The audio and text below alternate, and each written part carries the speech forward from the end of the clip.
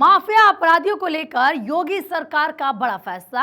अपराध से अर्जित संपत्तियों को सरकार पीड़ितों को बांटेगी। डीजीपी ने सभी जिलों के एसएसपी, एसपी को एसओपी जारी किया है। बीएनएसएस की धारा 107, 107(6) के तहत इसके लिए प्रावधान है। माफिया और अपराधियों की अपराध से जुटाई संपत्ति पुलिस अब जब्त करेगी और उस संपत्ति को पीड़ितों को देगी।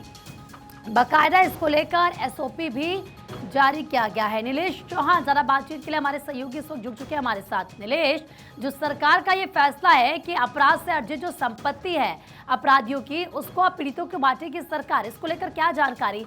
और जाहिर सी बात है एक बहुत बड़ा कदम भी है, वो पीड़ित लोग, उनको इससे फायदा भी मिलेगा। देखिए, बिल्कुल अगर हम उत्तर प्रदेश की बात करें तो उत्तर प्रदेश में 2017 में जब उत्तर प्रदेश में योगी सरकार बनी तब से लगातार अपराध और अपराधियों पर नियंत्रण लगाने के लिए तमाम अभियान चलाए जा रहे हैं। इसी बीच उत्तर प्रदेश और देश भर में जो अंग्रेजों के जमाने से चले आ रहे कानून थे उनको बदला गया है। अब बीएनएस की धाराओं में उन कानूनों को परिवर्तित किया गया है। बीएनएस यानी कि भारतीय न्याय संहिता की जब धाराएं देश भर में लागू हो गई, उसके बाद उत्तर प्रदेश सरकार और उत्तर प्रदेश पुलिस ने एक बड़ा निर्णय लेते हुए कहा है कि उत्तर प्रदेश में जितने भी अपराधी हैं उन अपराधियों के द्वारा अपराध के रास्ते से अर्जित की गई जो संपत्तियां हैं, अब उन संपत्तियों को नीलाम करके गरीब और पीड़ित असहाय लोगों में वितरित कर दिया जाएगा। कहीं ना कहीं इससे पहले भी उत्तर प्रदेश की राजधानी लखनऊ की अगर हम बात करें तो मुख्तार और अतीक की जो करोड़ों की संपत्तियां थी उन पर जो है कुर्की की कार्रवाई की गई। उसके बाद उन जगहों को खाली कराने के बाद अब जो है प्रधानमंत्री आवास बनाए जा रहे हैं जिसमें गरीबों को वो आवास वितरित किए जाएंगे। इसी बीच उत्तर प्रदेश के डीजीपी ने एक और आदेश जारी किया है कि उत्तर प्रदेश के जो 75 जिले हैं उन 75 जिलों में जहां पर पुलिस कमिश्नरेट है वहां के कमिश्नर और जहां पर जिलों में कप्तान तैनात हैं वो कप्तान ये सुनिश्चित कर लें कि उनके जिलों में कहां पर बेनामी संपत्तियां हैं, कहां पर जुर्म और जराइम की दुनिया से अर्जित की गई अपराधियों की संपत्तियां हैं, उनको चिन्हित किया जाए, उनको नीलाम किया जाए। नीलाम करने के साथ साथ गरीबों में उन संपत्तियों को बांट दिया जाए। कहीं ना कहीं ये अच्छा प्रयास है सरकार का कि जो अपराधी जनता को लूट कर जो है अपनी संपत्तियां बनाते थे, करोड़ों अरबों की संपत्तियां उनके द्वारा बनाई गई हैं, अब वो संपत्तियां जो जनता से ही लूटी गई थी अब गरीब जनता को फिर से समर्पित कर दी जाएंगी।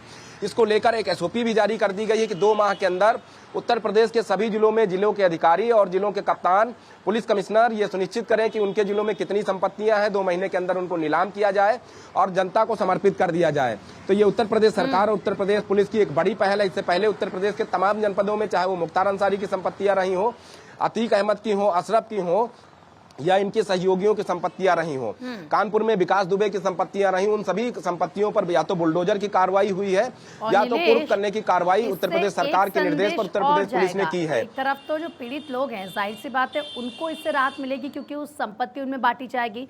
दूसरी तरफ जो बदमाश अपराधी ऐसे जो लोग होते हैं और इसीलिए क्योंकि संपत्ति के लिए, प्रॉपर्टी के लिए वो अपराध करते हैं, लेकिन जब इस तरीके से कार्रवाई की जाएगी तो एक मैसेज और क्लियर जाएगा कि भाई जो तुम अपराध जिस चीज के लिए कर रहे हो वही तुम्हारा नहीं होगा। तो शायद ऐसे में जो अपराध का ग्राफ है वो भी और कम हो।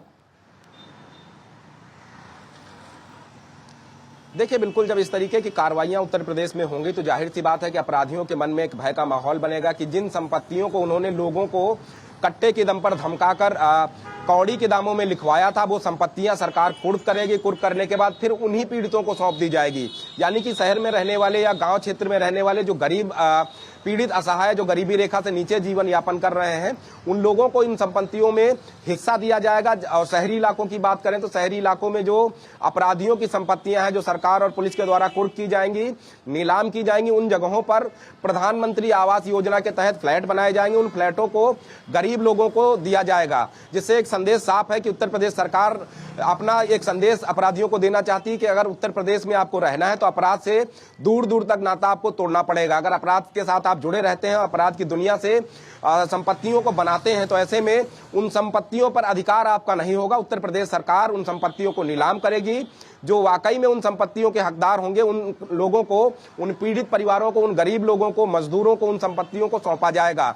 इसके चलते अगर हम उदाहरण के तौर पर देखें तो उत्तर प्रदेश की राजधानी लखनऊ का सबसे पॉश इलाका है डालीबाग और डालीबाग में करीब 1000 फ्लैट ऐसे बनाए जा रहे हैं जो अपराधियों की संपत्तियों को कुर्क करने के बाद उनकी संपत्तियों को नीलाम किया गया। उसके बाद सरकार वहां पर प्रधानमंत्री आवास योजना के तहत फ्लैट बना रही है और आने वाले कुछ माह के अंदर उन फ्लैटों को गरीब असहाय और पीड़ित प्रताड़ित लोगों को प्रधानमंत्री आवास योजना के तहत दे देगी, जिससे ये संदेश साफ होगा कि अगर शहर में आपने संपत्तियां बनाई हैं तो उन संपत्तियों पर भी गरीब लोगों का हक होगा, क्योंकि उन्हीं गरीब लोगों को डरा धमकाकर आप लोगों ने ये संपत्तियां बनाई हैं।